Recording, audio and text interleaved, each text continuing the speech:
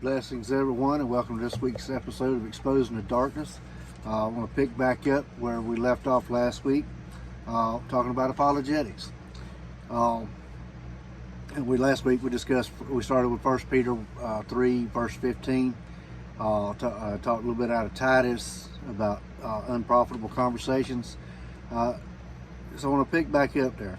What we were talking about was in Galatians, where Paul had dealt with the legalism being taught by the Judaizers, trying to convert the Gentiles into doing legal practices that was followed by the Jewish people prior to the life of Christ. But the second thing a divisive argument would do, or a divisive person will promote to do, is a foolish debate. That's what we were told to avoid in Titus, because they're not profitable. There's no good comes out of them. You're not going to argue. There's some people that you can sit there, you can argue for hours, days, even weeks with on something, and they're not going to believe it. You can have all the evidence that animal that's pulling your plow out there is a mule, half horse, half donkey. But if they're convinced it's a camel, then to them it's always going to be a camel. So there's some people that are just not going to reason with reality to come to know Christ as their Lord and Savior. So trying to witness to these people is futile. There's no profit in it. You're not going to get nowhere. You're just going to stress yourself out and stress other people around you out that's just having to endure this conversations that y'all may be having. So there's no point in those. Because the plan that God has for us, it operates by faith. And this debate thing that apologetics can get you into, because there's times where apologetics is needed. Let's say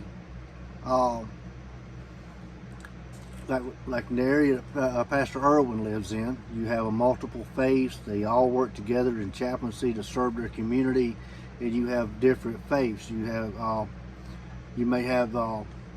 be in an area you have Hindus and Buddhists and Muslims and Christians, and they work together for the good of the community. But then they'll also get together and have friendly conversations. They'll discuss apologetics. Why do you believe what you believe? This is why I believe what I believe. And it's not, well, you're wrong because you don't believe the way I believe. That's the wrong way to go about doing it. But by having these conversations, everybody has the same objective. If you're serving in chaplaincy, then whatever religions you have in your area, you need to have a working knowledge of why they believe what they believe. So these pastor associations or minister associations in different areas where the different faiths come together, that's what they're doing. They're helping each other. Okay, this is why this religion believes the way they believe. This is why this religion believes that way.